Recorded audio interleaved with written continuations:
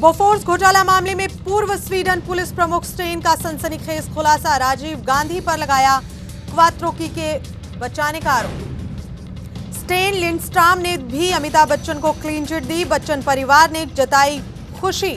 जया ने पूछा कौन करेगा 25 साल भरपाई। एक और घोटाला आया सामने। वीवीआईपी हेलीकॉप्टर खरीद में इटली की कंपनी ने भारतीयों को दी 350 करोड़ की दलाली।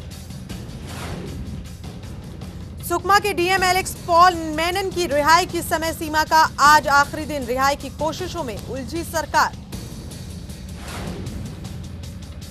और नक्सलियों के कब्जे में बीजेडी विधायक जीना हिकाका कल होंगे रिहा। रिहाई के बाद विधायक पद से इस्तीफा देने की रखी शर्त। नमस्कार, चैनल वन न्यूज देख रहे हैं आप। मैं हूं गीतांजलि शर्मा। बोफोर्स का जिन एक बार फिर से बाहर आ गया है। जी हां, स्वीडिश पुलिस के पूर्व प्रमुख स्टेन लिंडस्ट्रॉम ने भारत के पूर्व प्रधानमंत्री राजीव गांधी पर गंभीर आरोप लगाए हैं। स्टेन वही अधिकारी हैं जिन्होंने इस मामले की जांच की थी। स्टेन ने खुलासा किया है कि इस बात के कोई पुख्ता सबूत नहीं मिले हैं कि राजीव गांधी ने रिश्वत ली थी, लेकिन यह भी सच है कि राजीव ने इस मामले में मुख्य आरोपी यानी कि क्वात्रोकी को बचाने की कोशिशें रोकने के लिए कुछ नहीं किया। स्टेन के मुताबिक क्वात्रोकी के खिलाफ ठोस सबूत उपलब्ध हैं और उसे भारत और स्वीडन दोनों ही देशों में बचाने की खूब कोशिशें की गई। स्टेन ने यह भी खुलासा किया है कि इस मामले में कितने बेकसूर लोग ऐसे हैं जिन्हें फंसाया गया, जिनका इस पूरे घोटाले से कोई लेना देना भी नहीं था। तो आपको बता दें कि अब स्वीडिश पुलिस के पूर्व प्रमुख स्टेन का यह बयान आया कि राजनीति गरमाने लगी है। आपको बता दें कि सदन की कार्रवाई शुरू हो चुकी है और इस सत्र में कहीं ना कहीं विपक्ष इस मुद्दे को भुनाने की कोशिश करेगा, ऐसी अटकलें लगाई जा रही हैं। तो बोफोर्स घोटाले में अब नया खुलासा हुआ है। आपको बता दें कि ये घोटाला जितने का हुआ था उससे ज्यादा इसकी जांच में पैसा लग चुका था। इसी वजह से इस मामले की जांच को बंद करना पड़ा और अब एक नया खुलासा हुआ है और इसमें साफ किया गया है कि पूर्व प्रधानमंत्री राजीव गांधी की भूमिका साफ थी। उन्होंने कोई रिश्वत की मांग नहीं की थी, रिश्वत नहीं ली थी, लेकिन इस आरोप से उन्हें अलग नहीं रखा गया कि जो आरोपी था क्वात्रोकी, उसे बचाने की कोशिश कर रहे थे राजीव गांधी।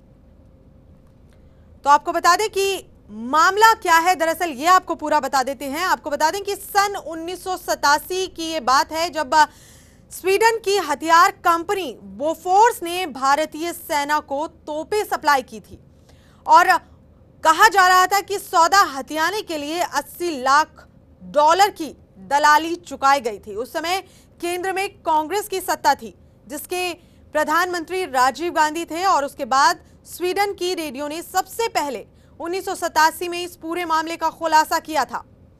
और आपको बता दें कि इसी को बोफोर्स कांड के नाम से जाना जाता है। ये वही बोफोर्स कांड है जिसमें पूर्व प्रधानमंत्री राजीव गांधी का नाम आया था। हालांकि अब ये बात साफ हो गई है कि ऐसी कोई आरोप उन पर साफ नहीं हुए हैं कि उन्होंने रिश्वत ली थी, लेकिन आरोपी को बचाया था। ये आरोप का खुलासा या इस बात का खुलासा किया है ये लगातार स्वीडिश पुलिस के प्रमुख स्टेन लिंडस्ट्रॉम ने। उन्होंने साफ किया है कि आरोप भले ही तय ना हो रिश्वत लेने का, लेकिन आरोपी को बचाने का आरोप तो तय होता है। अब सवाल यहां पर यह खड़ा होता है कि अगर राजीव गांधी इस बात में, इस घोटाले में, इस कांड में शामिल नहीं थे तो फिर आरोपी को बचाने की कोशिश क्यों करते रहे और क्यों इतने वक्त ना जाने कितने बेगुनाह लोगों को इस मामले में शामिल होने की कीमत चुकानी पड़ी थी। और वहीं बोफोर्स घोटाले में हर खुलासे के बाद बच्चन परिवार में भी खुशी की लहर है।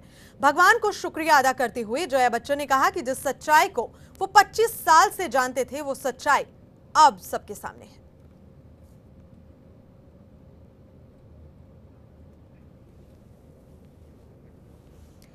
तो आपको बता दें कि लगातार इस मामले में राजीव गांधी के साथ साथ अमिताभ बच्चन का नाम भी लिया जा रहा था, जिसकी सफाई लगातार अमिताभ बच्चन देते आए थे। लेकिन अब इस मामले में इस खुलासे के साथ अमिताभ बच्चन को भी क्लीन चिट दे दी गई है। तो पूरे बच्चन परिवार में खुशी की लहर है और जया बच्चन ने इस पर अपनी प्रतिक्रिया देते हुए साफ किया है कि जिस सच्चाई को वो पिछले 25 साल से जानते थे उसे अब आम जनता, भारतीय जनता, दुनिया जान गई है। तो एक खुशी का जो माहौल है वो अमिताभ बच्चन के परिवार में देखा जा रहा है। मामले में क्लीन चिट मिली है।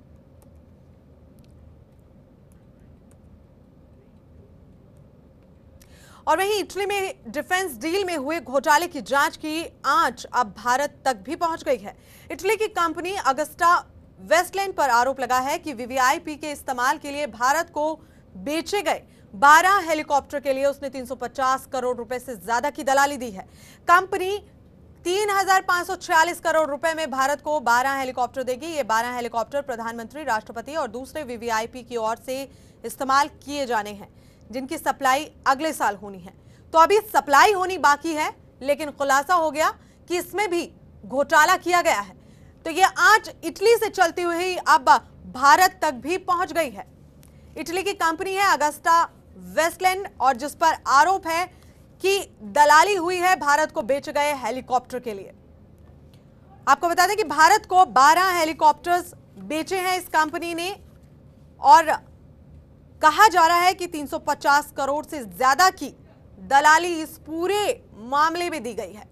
तो एक और दलाली से जुड़ा मामला सामने आया है और अब सवाल यहां पर यह खड़ा होता है कि जिस तरह से आम जनता आज महंगाई की मार झेल रही है, भारतीय अर्थव्यवस्था कहीं ना कहीं चरमराती नजर आ रही है, वहां 350 करोड़ की दलाली कैसे दी गई, तो इसका जो खामियाजा है वो किस तरह से उठाएगी सरकार, ये फिलहाल एक बड़ा सवाल है। लेकिन कहीं ना कहीं एक और घोटाले का मामला निकलता हुआ दिख रहा है, सामने आता हुआ दिख रहा है और कहीं ना कहीं ये बात साफ होती जा रही है कि यूपीए सरकार में आखिर कितने घोटाले और बाकी हैं।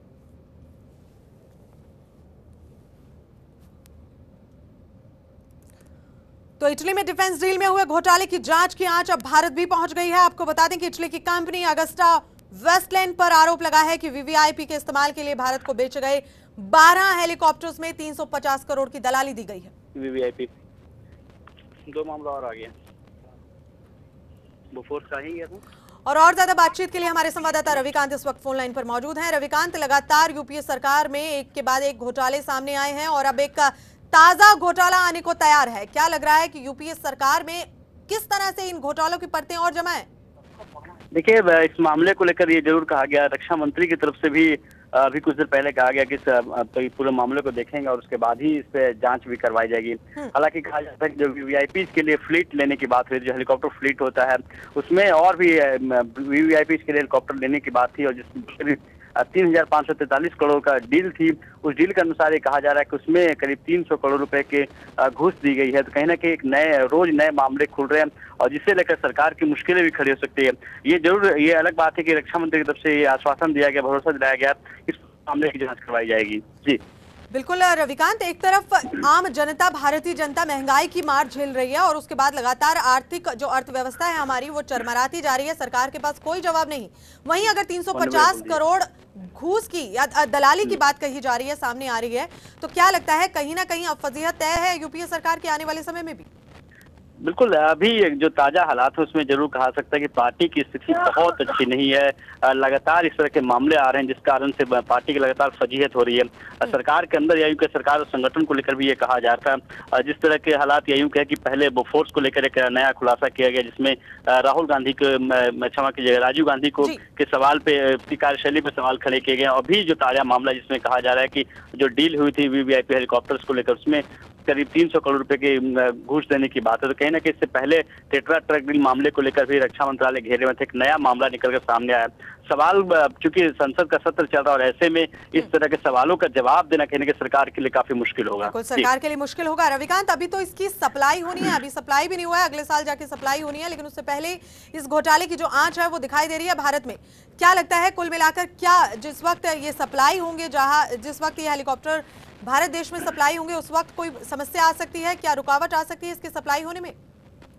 देखिए, चूंकि डील को लेकर कहा जा रहा है कि इस डील पे अगले साल इस फ्लीट में आ जाए हेलीकॉप्टर आने थे और उससे पहले इस तरह से खुलासा किया गया है और ये कहा गया है कि इसमें जो घूस की बात की जा रही है, रक्षा मंत्रालय की तरफ से जरूर ये आश्वासन दिया गया है कि उसकी जांच जरूर करवाएंगे, लेकिन एक के बाद एक नए खुलासे या यूं कहें कि जो घोटाले की बातें निकल कर सामने आ रही, परत दर परत जो खुलासे हो रहे हैं, उसके बाद से सरकार के साथ साथ संगठन की भी मुश्किलें खड़ी हो।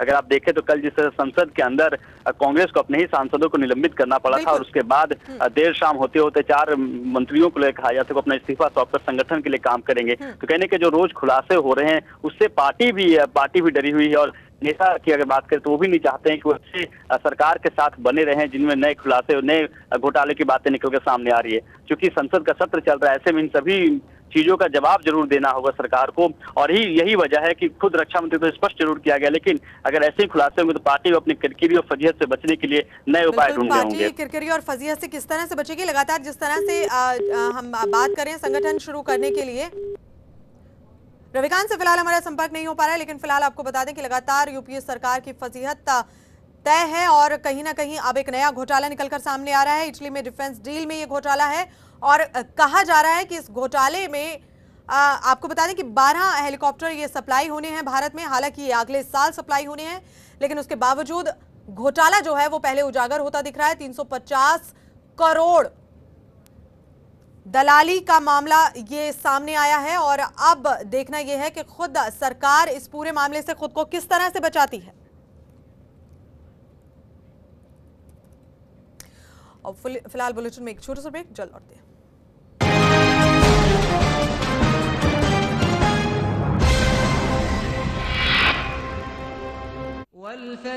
ख्वाबे पर पड़ी जब पहली नजर, क्या चीज है दुनिया भूल गया, तौफीक मिलती मुझे कुछ इस तरह, काश अदा करता नमाज। देखिए नमाज जुमा हरम शरीफ से हर हफ्ते सिर्फ चैनल 1 न्यूज पर।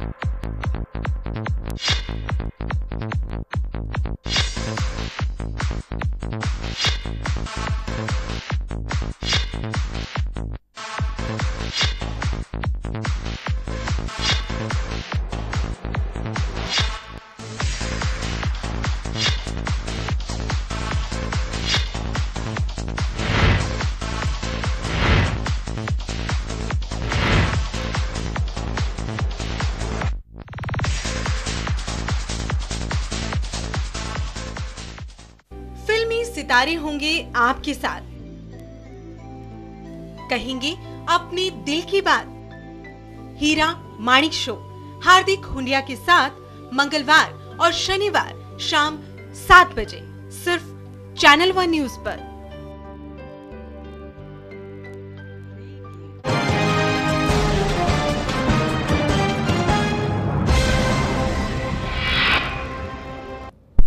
ब्रेक के बाद एक बार फिर से स्वागत है आपका। और नक्सलियों ने ओडिशा के बीजेडी विधायक जीना हिकाका को रिहा करने का फैसला कर लिया है। हिकाका की रिहाई का फैसला माओवादियों की प्रजा अदालत में किया गया है। सूत्रों की माने तो 1 महीने से नक्सलियों के कब्जे में जीना हिकाका को कल 10 बजे सुबह कोरापुट जिले में कहीं भी रिहा कर दिया जाएगा। नक्सलियों ने रिहाई के बाद जीना हिकाका के विधायक पद से इस्तीफे की मांग भी की है। तो लगातार मांग करते नक्सली अब जीना हिकाका को छोड़ने के लिए तैयार हो गए हैं, लेकिन शर्त रखी है कि अपने पद से इस्तीफा देना होगा जीना हिकाका को अपनी रिहाई के बाद।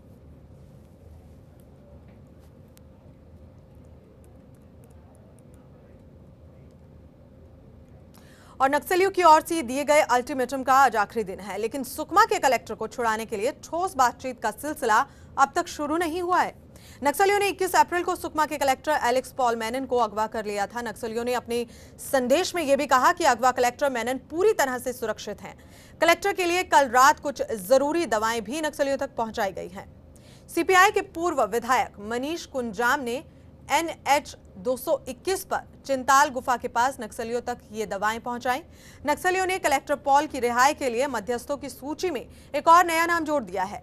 नक्सली शिक्षाविद हर गोपाल के जरिए भी बातचीत के लिए नक्सली राजी हो गए हैं, लेकिन वे किसी भी हाल में अल्टीमेटम की तारीख बढ़ाने को तैयार नहीं। तो नक्सली अल्टीमेटम की तारीख बढ़ाने को तैयार नहीं और यहां सरकार के लिए एक बड़ी चुनौती कि आखिर किस तरह से अब कलेक्टर को सुरक्षित नक्सलियों के कब्जे से बाहर निकाला जाए। लेकिन नक्सली अपनी मांगों पर अड़े हैं और आज आपको बता दें कि आखिरी दिन है और किस तरह से इस अल्टीमेटम के आखिरी दिन को सरकार किस तरह से इस पर ठोस कदम उठा पाती है, ये फिलहाल एक बड़ा सवाल। बड़ी असमंजस की स्थिति इस वक्त सरकार के सामने भी है। नक्सलियों की मांगों को भी देखना पड़ेगा और कलेक्टर को सुरक्षित छुड़ाना भी पड़ेगा। तो कुल मिलाकर किस तरह से सरकार इस पूरे मामले से निपटती है, ये फिलहाल बड़ा सवाल। लेकिन आज नक्सलियों के द्वारा दिए गए अल्टीमेटम का आखिरी दिन। और जयपुर में टिफिन बम ब्लास्ट कांड में जलील अंसारी और उसके भाई अबरे रहमत अंसारी को अजमेर की टाडा अदालत में न्यायाधीश ने 20 और 15 वर्ष की सजा सुना दी है। दरअसल जयपुर में 1993 में 5 अलग अलग जगहों पर बम रखकर धमाकों को इन लोगों ने अंजाम दिया था। इन धमाकों में 39 लोगों की जान चली गई थी।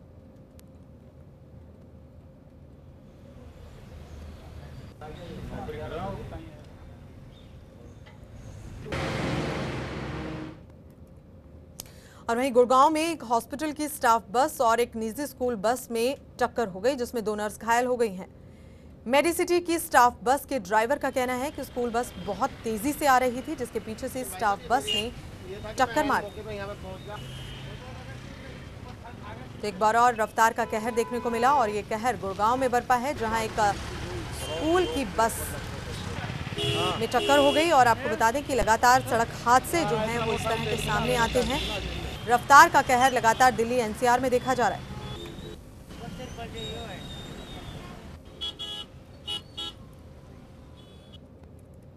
और इसी तरह का एक और मामला सामने आया। वाराणसी में एक तेज रफ्तार ट्रक ने 2 बाइक सवारों को टक्कर मार दी, जिससे एक की मौके पर मौत हो गई और बाकी घायल हो गए। वहीं घायलों को अस्पताल में भर्ती करा दिया गया। दूसरी ओर पुलिस ने मामला दर्ज कर लिया है और जांच शुरू कर दी।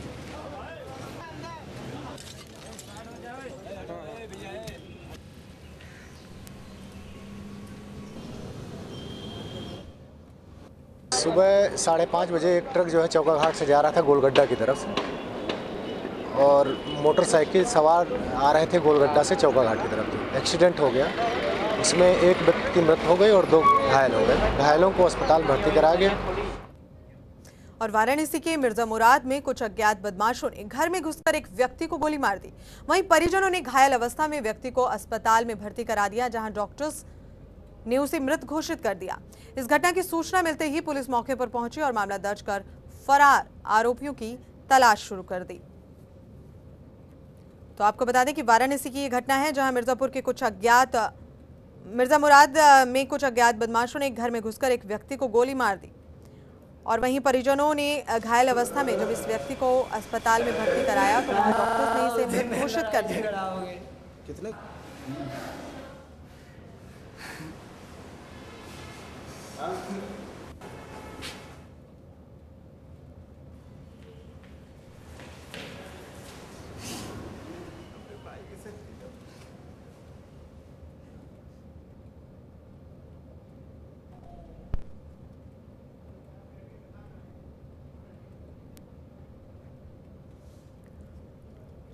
तो आप देख सकते हैं कि किस तरह से इस व्यक्ति को गोली लगने के बाद घायल अवस्था में अस्पताल में लेके इसके परिजन पहुंचे और उसके बाद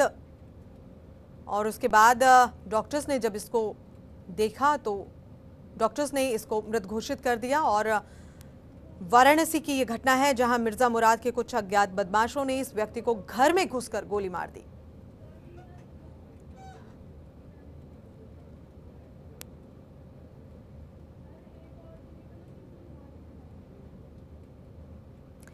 तो बदमाशों ने दबंगई दिखाते हुए घर में घुसकर इस व्यक्ति को गोली मार दी और इसे जब अस्पताल ले जाया गया तो डॉक्टर्स ने इसे मृत घोषित कर दिया।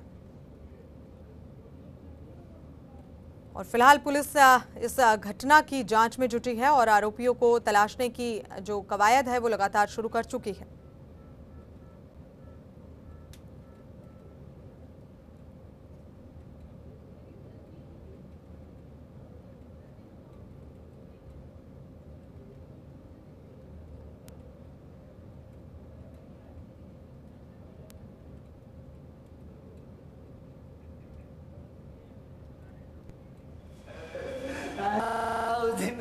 लगातार यूपी में इस तरह की घटनाएं देखी जा रही हैं और ताजा मामला वाराणसी का है। आपको बता दें कि इस तरह की घटनाएं लगातार हो रही हैं। गोली चलना यूपी में बहुत ही आसान हो गया है। हालांकि इस पर पूरी तरह से प्रतिबंध है, लाइसेंस भी चेक हो रहे हैं, लेकिन फिर भी उसके बावजूद दबंगों का जो दबंग है, जिस तरह से ये दबंगई अपनी दिखा रहे हैं तमाम दबंग, वो सामने है। और ये व्यक्ति आप देख सकते हैं किस तरह से इसके परिजन इसे अस्पताल लेकर पहुंचे और जिस वक्त इसे लेकर पहुंचे इसे गोली लगी हुई थी और डॉक्टर्स ने जब इसे देखा, इसको जांचा, तो उसके बाद इसे मृत घोषित कर दिया। वहीं पुलिस मौके पर पहुंची हुई है और लगातार जांच शुरू कर दी है।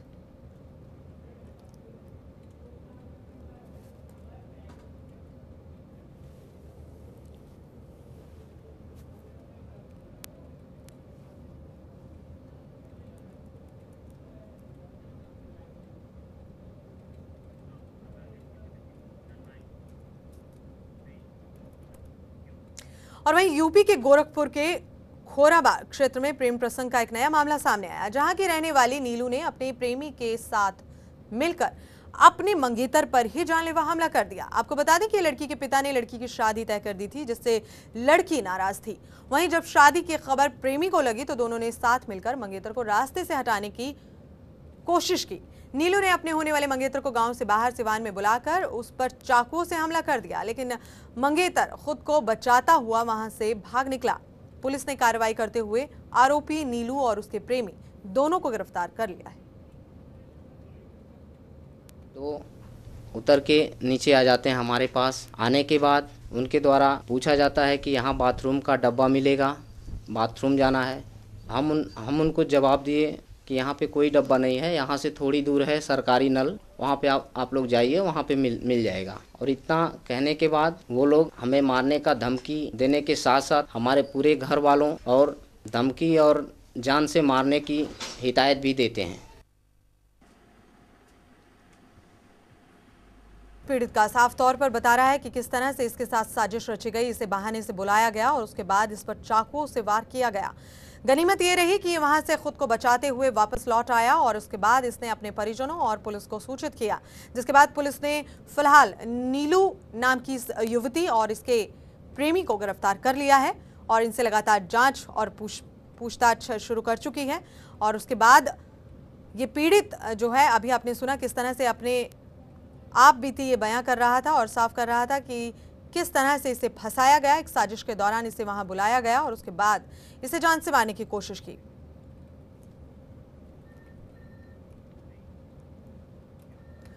और यूपी के रामपुर थानागंज क्षेत्र के बिलासपुर गेट में एक जमीनी कारोबारी और उसके भतीजे को नकली पुलिस बनकर 4 युवकों ने बंधक बना लिया और 2 लाख रुपए की मांग करने लगे।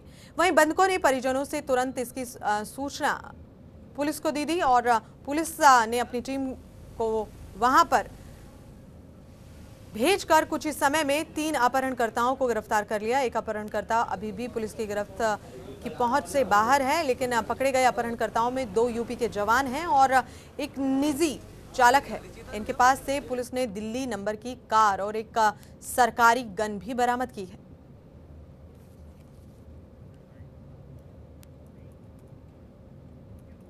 और वहीं गोरखपुर के रेलवे स्टेशन से पुलिस ने देह व्यापार करने वाली 4 महिलाओं को पकड़ा है, जो हर रात रेलवे स्टेशन पर घूमती रहती हैं। इन महिलाओं का कहना है कि इनकी सरगना एक रेनू नाम की युवती है, जो अभी फिलहाल पुलिस की गिरफ्त से बाहर है। पुलिस ने ये मामला दर्ज कर लिया है और जांच शुरू कर दी।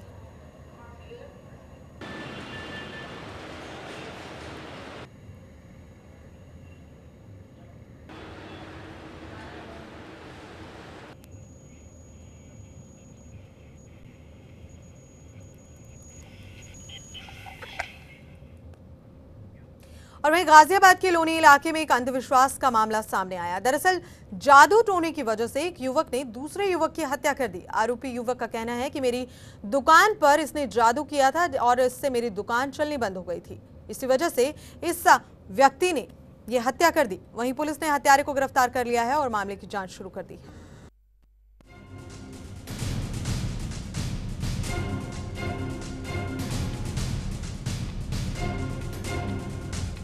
कहने को तो हम 21वीं सदी में जी रहे हैं, लेकिन आज भी लोग अंधविश्वास के वश में ऐसे जकड़े हैं कि कुछ भी करने के लिए तैयार हो जाते हैं, चाहे वो किसी की हत्या जैसा संगीन अपराध ही क्यों ना हो।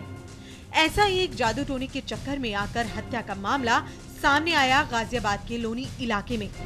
इलाके के बलराम नगर में नीरज नामक युवक ने सुखबीर की हत्या कर दी। हत्या की वजह बस इतनी थी कि आरोपी युवक की दुकान नहीं चल रही थी और हत्यारे ने ये सोचा कि सुखबीर ने दुकान पर जादू करवा दिया है। फिर क्या था, कर दी हत्या।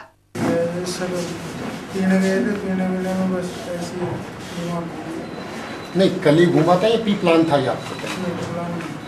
कल ही अचानक शराब पीने के बाद इन्होंने शराब पी ली। टोना भी कराता था वो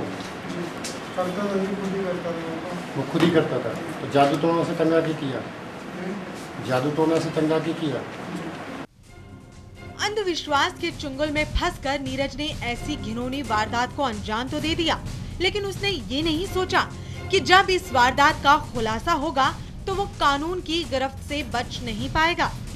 हत्या के बाद पुलिस ने मामला दर्ज कर शव को पोस्टमार्टम के लिए भेज दिया है, पर हर बार की तरह इस बार पुलिस ने कोई लापरवाही नहीं बरती और आरोपी युवक को चंद घंटों में ही गिरफ्तार कर लिया। 3 व्यक्तियों द्वारा, जो कि मोटरसाइकिल से आए थे, तलवार आदि धारदार हथियार से हत्या कर दी गई थी और उस पर काफ़ी चाकू वगैरह से भी वार किए गए थे, जिससे लग रहा था कि काफ़ी नृशंस हत्या की गई है।